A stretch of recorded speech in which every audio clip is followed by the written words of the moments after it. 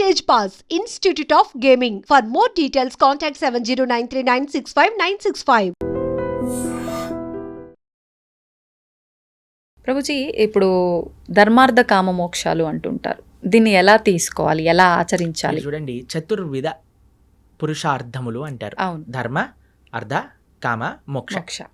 చాలా సింపుల్గా చెప్తాను, చాలా అద్భుతమైన విషయం చెప్తాను మీకు. మ్మ్. దీన్ని ఎలా జతపరచాలి అని అంటే, కామము మోక్షంతో, అర్థము ధర్మంతో. ధర్మ, అర్థ, అర్థ, కామ, కామ, మోక్ష మోక్ష అన్నారు కదా, 4 ఉన్నాయి. మ్మ్. ఓకేనా? ధర్మాన్ని అర్థాన్ని కలపండి, మ్మ్. కామాన్ని మోక్షాన్ని కలపండి. మ్మ్. అర్థం అంటే ఏంటో తెలుసా అండి? మ్మ్. ఐశ్వర్యం, ఓ. డబ్బులు. దేంతో కలపమన్నా? మ్మ్. ధర్మంతో ధర్మంతో. కలపమన్నా. అంటే మనం సంపాదించే ప్రతి రూపాయి కూడా రూపాయి. ధార్మికంగా సంపాదించాలి, ధర్మం కోసం ఖర్చు పెట్టాలి. ఇదొక పాయింట్ అయిపోయిందా? ఓకే. కామము అంటే కోరిక. మ్మ్. ఏం కోరుకోవాలి నువ్వు? ఈ జన్మ ఎలా తరింపజేసుకోవాలి, భగవంతుడి యొక్క శాశ్వతమైన సేవ ఎలా చేయాలి, మ్మ్. అది మోక్షం. మోక్షం అంటే భగవంతుడి యొక్క శాశ్వతమైన సేవా స్థితిని పొందటం. ఆ. వైకుంఠంలో, గోలోకంలో స్వామిని ఆరాధన చేసుకోవటం. మ్మ్. ఎవరు మన భగవత్ స్వరూపంగా మనం భావించి ఆరాధన చేస్తున్నాము, మ్మ్. స్వామి దగ్గరికి వెళ్ళి చక్కగా రామ, కృష్ణ, నృసింహ, నారాయణ వాళ్ళకి ఆరాధన చేసుకోవటం, నిరంతరం వారి యొక్క సేవలో ఉండటం. అవును. కాబట్టి కోరిక మోక్షం కోసం, మోక్షం కోసం. ధర్మం, అర్థం ధర్మం. ధర్మంతో కలపడం. ఎప్పుడైతే ఇలా మనం ఉంటామో, మ్మ్. ఎప్పుడైతే మనం ఇలా మనం చేస్తామో, ఎప్పుడైతే ఇలా మన జీవనం ఉంటుందో, ధార్మికంగా సంపాదించటం, ధర్మం ధర్మంగా. కోసం వెచ్చించటం. కోరిక కేవలం భగవంతుని మోక్షం. తెలుసుకోవటానికి, భగవంతుడి యొక్క సేవ కోసం ఎప్పుడైతే ఉంటామో, అప్పుడే మానవుడు పరిపూర్ణ జీవనాన్ని జీవించేవాడు అవుతాడు. ఈ విశేషాలన్నీ కూడా మనకి భగవద్గీతలో ఉంటాయి. కానీ ఇదంతా ఉల్టా జరుగుతుంది కదా ప్రభుజీ ప్రస్తుతం. అంతే కదండి. డబ్బు సంపాదించడం డబ్బు కోసమే సంపాదించడం కోరిక. కోరికల కోసం ఖర్చు పెట్టేస్తున్నారు. ధర్మము మోక్షం అయితే తెలియనే తెలియనే తెలియదు. తెలియదు. అవును. ఇప్పుడు ఏం చేసినా దీనికోసం. పిల్లవాళ్ళకి మీరు చూడండి, బాగా చదువుకోవాలి నాన్న, అప్పుడే డబ్బులు బాగా వస్తాయి, డబ్బులు బాగా వస్తే సుఖంగా ఉంటావు. ఉంటావు. చిన్నప్పటి నుంచి వాడికి ఈ 2 విషయాలు చెప్తున్నాం అవును. కదండి. బాగా సంపాదించి మంచి జాబ్ వస్తే మంచి పెళ్ళాం ఉంటుంది, ఆ. కథం అయిపోయి జీవితం నీకు ఖతం. నచ్చినట్టుగా ఉండగలుగుతావు అయిపోయింది ఫ్యూచర్. జీవితాన్ని అన్యాయం అక్కడ. చిన్న పిల్లవాడికి డబ్బులు సంపాదించు, సుఖంగా ఉండి, ఈ 2 విషయాలు చెప్పి పెంచితే రేపు ప్రొద్దున వాడికి డబ్బులు సంపాదించలేని పరిస్థితి ఒకవేళ వచ్చిందనుకోండి, వాడు చచ్చిపోదాం అనుకుంటున్నాడు. మళ్ళీ వాడు ఇంకా వేరే దారుల్లో ఎలా అయినా డబ్బు సంపాదించే ప్రయత్నం కూడా చేస్తాడు. అంతే కదండి. మ్మ్. ఇప్పుడు బెట్టింగ్లన్నీ ఎందుకు చేస్తున్నారు? ఇప్పుడు ఈ యాప్లన్నీ ఎందుకు వస్తున్నాయి? ఎందుకు ఇంతమంది? నేను కాలేజ్లో ఇంజనీరింగ్ చదువుతున్న రోజులలో ఎంతమంది అండి బెట్టింగ్లు పెట్టి ఇంట్లలోంచి లక్షలు డబ్బులు తెచ్చి అక్కడ పెట్టేసి కొట్లాడుకొని నెత్తుర్లొచ్చి మ్మ్. పెద్ద పెద్ద గ్యాంగులు ఏర్పడి, అసలు ఎంత అన్యాయం అంటే అంత అన్యాయం. మ్మ్. ఎందుకోసం అండి? డబ్బులు ఉంటే సుఖంగా, డబ్బులు అవసరమే అండి. అవసరం. ఎవరు చెప్పలేమండి డబ్బులు ఉండకూడదు, డబ్బులు లేవు. కష్టపడు, ధార్మికంగా ఉండు. మ్మ్. అన్నిటికంటే మీకు ఏం తెలుసు అండి? డబ్బుల కంటే ముఖ్యం స్వాంతన, అంటే ప్రభుజీ. సాటిస్ఫాక్షన్. మ్మ్. ఎంతున్నా సరే దాంట్లో సుఖంగా ఉండేవాడు కదండి. అవును. ఇప్పుడు చూడండి, రోజంతా నేను పని చేస్తాను, నిద్రపోయేటప్పుడు నిద్ర మాత్రలు మింగి పడుకుంటాను అన్నవాడి కంటే మ్మ్. కూలీ నాలి చేసుకొని 500-600 రూపాయలు సంపాదించి హాయిగా పడుకునేవాడు మెయిన్ కాదా చెప్పండి? అదే మేలు. అవును. ఆ? కాబట్టి ఇప్పుడు హోటళ్ళల్లోకి వెళ్ళి తిని దాన్ని డైజెస్ట్ చేసుకోవడానికి మెడిసిన్లు వేసుకొని మ్మ్. ఇలా ఉండే బ్రతికేవాడికైనా చద్దన్నము, మజ్జిగ, కారము పెట్టుకొని తినేవాడు, ఆ అన్నం కరెక్ట్గా ఒక పూట కడుపులో టైంకి తినేవాడు మంచివాడు కాదంటారా అవును. చెప్పండి? కాబట్టి సుఖం ఎక్కడుంది అంటే నీ భావనలో ఉన్నది. మ్మ్. స్వాంతన అది ముఖ్యం. అన్ని కోట్లుగా సంపాదించి సుఖం లేదు, స్వాంతన లేదు అన్నవాడికి మనం ఏం చేయగలుగుతాం చెప్పండి? అవును. కాబట్టి భగవద్గీత ఒక ఓవరాల్ ఒక మంచి కంప్లీట్నెస్ని జీవితానికి ఇస్తుంది. మ్మ్.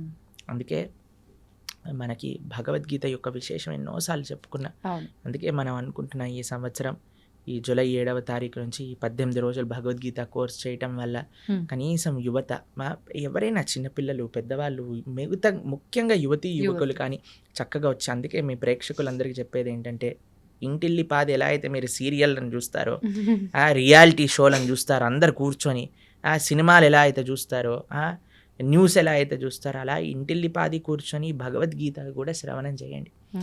ఆ శ్రవణం చేయగలిగితే మొత్తం ఇల్లంతా ఒక మంచి మార్పుని పొందుతుంది, దాంట్లో ఎటువంటి సందేహం లేదు. కాబట్టి ఈ యొక్క కోర్స్ జూలై 7వ తారీఖు ప్రణవానంద దాస్ ఛానల్లో 7:30కి సాయంకాలం 7:30 నుంచి 9 గంటల వరకు చక్కగా శ్రవణం చేయండి. ఎన్నో మంచి మార్పులు మీరే మళ్ళీ మాకు చెప్తారు. అది తప్పకుండా ఆ కోర్సులో కలుసుకునే ప్రయత్నం చేద్దాం. మీరు కూడా రావడానికి ప్రయత్నం చేస్తామన్నారు, అవును కదా? ప్రయత్నిస్తాను రావడానికి, వీలైతే చాలా వస్తాను. సంతోషం. ప్రభుజీ, మనకు అతి త్వరలోనే తొలి ఏకాదశి రాబోతుంది. ఇందాక మీరే చెప్పారు. అసలు ఏంటి తొలి ఏకాదశి అంటే? మన సనాతన ధర్మంలో ఏకాదశికి ఒక ప్రాధాన్యత ఉంది, దాని గురించి ఒక్కసారి వివరంగా. ఏకాదశి అత్యంత పరమ పవిత్రమైన రోజు. ఏకాదశి ఉపవాసం, ఏకాదశి వ్రతం చేయకుండా ఎవ్వరు ఉండకూడదు. ఏకాదశి వ్రతం చేస్తే అన్ని వ్రతాలు, నోములు, పూజలు చేసిన ఫలితం వస్తుంది. ఏకాదశి వ్రతం చేయకుండా ఎన్ని చేసినా ఫలితం ఉండదు.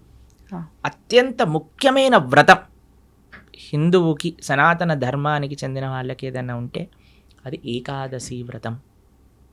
ఉపవాసము అంటారు. దగ్గరగా ఉండుట, భగవంతుడి దగ్గరగా ఉండుట, చక్కగా జపం చేసుకోవటం, భగవంతుడికి ఆరాధన చేయటం. ఏకాదశి ఉపవాసం ఎందుకు చేయాలి, ఎలా చేయాలి అని ప్రణవానంద దాస్ ఛానల్లో 2 వీడియోలు ఉన్నాయి, గంట సేపు. ఆ 2 చూసారనుకోండి, మొత్తం ఏకాదశికి సంబంధించి మొత్తం తెలిసిపోతుంది. ఎందుకంటే అండి, ఏకాదశి చేయటం అనేది చాలా ముఖ్యం. ఎందుకంటే భగవత్ ప్రీత్యర్థం మన జీవితం ఉండాలి. భగవంతుడికి అత్యంత పరమ ప్రియమైన రోజు ఏదన్నా ఉంటే అది ఏకాదశి. భగవంతుడికే ప్రియమైన భక్తి అంటాం కదండి మనం.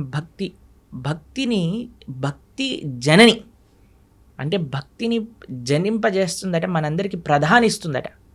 ఆ రోజు ఏది అంటే ఏకాదశి. ఏకాదశి వ్రతం చేయటం చేత భక్తి వర్ధిల్లుతుంది, భక్తి పెరుగుతుంది, భక్తి వస్తుంది అని చెప్తారు.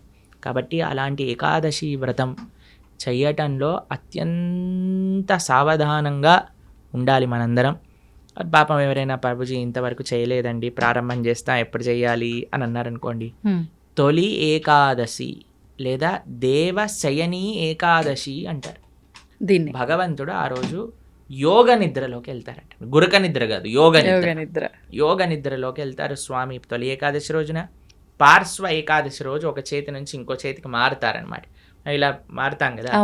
దాని తర్వాత ఉత్థాన ఏకాదశి రోజు భగవంతుడు లేస్తారట. పడుకోవటం అంటే అని నిద్రపోవటం కాదు, ఆయన యోగ నిద్ర. అంటే అంతరాత్మయి పరమాత్మ రూపంలో అందరినీ చూస్తూ ఉంటారు. ఇప్పుడు చూడండి, చిన్నప్పుడు ఎవరైనా మనల్ని ఇది చేయడానికి వచ్చారనుకోండి, వెంటనే కళ్ళు మూసుకొని పడుకున్నట్టు యాక్టింగ్ చేస్తారు. అప్పుడు వాళ్ళు ఏం చేస్తున్నారు చూస్తాను అనమాట. పర్వాలేదు, బాగానే ఉన్నారన్న, కలుపు తెచ్చి వచ్చారా మీరు అని అంటారు. లేకపోతే వాడు ఏదైనా తేడా చేశాడు అనుకోండి, వెంటనే మనం ఇది చేస్తాం, అవునా కాదు? అలాంటివి చేస్తూ ఉండే. అట్లా భగవంతుడు కూడా చూస్తున్నాడు అనమాట, ఏం చేస్తాడు వీడు నిద్రపోయినప్పుడు అని. కాబట్టి 4 నెలలు కూడా చాతుర్మాస్యము అని అంటారు, వ్రతం పడతారు. యతీశ్వరులు వ్రతం పడతారు, అందరూ వ్రతం ఉంటుంది. ఎవరెవరికి ఆశ్రమ నియమం ప్రకారంగా నియమాలు ఉంటాయి. 4 వస్తువులు మానేయాలి అని చెప్తారనమాట. 1 నెల పెరుగు, తర్వాత పాలు, తర్వాత పాలకూర ఇత్యాది ఆకుకూరలు, దాని తర్వాత మినప్పప్పు. ఇలా 4 నెలలు ఒక్కొక్క ద్రవ్యాన్ని విడిచి ధార్మికంగా ఆధ్యాత్మిక కార్యక్రమాలు చేస్తూ అలా ఉండాలి అని చెప్తారు. కాబట్టి చాతుర్మాసం అనేది అత్యంత పరమ పవిత్రమైన మాసం. భగవంతుడి యోగ నిద్రలోకి ప్రవేశించే రోజు తొలి ఏకాదశి. ఆషాఢీ ఏకాదశి, ఆషాఢ మాసంలో వచ్చే ఏకాదశి. పండరీపురంలో పెద్ద ఉత్సవం చేస్తారనమాట. ఈ ఏకాదశికి లక్షల మంది, 10-15 లక్షల మంది వచ్చి దర్శనం చేసుకుంటారు. భగవాన్ ఉన్న ఆ రోజు పండరీపురంలో లక్షల మంది తుకారాం మహారాజ్ పుట్టిన ప్రదేశం, జ్ఞానేశ్వర్ మహారాజ్ పుట్టిన ప్రదేశం నుంచి నడుచుకుంటూ పాదయాత్రగా 20 రోజులు పాదయాత్ర చేసి పండరీపురాన్ని చేరుకుంటారు.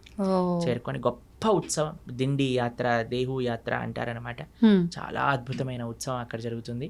ఇది దేవశయని ఏకాదశి, తొలి ఏకాదశి అని మనకి ఈ జూలై 6వ తారీఖున వస్తుంది. తొలి ఏకాదశి మరుసటి రోజు ద్వాదశి నుంచి మనం ఈ కార్యక్రమాన్ని ప్రారంభం చేసుకుంటున్నాం, భగవద్గీత కార్యక్రమం.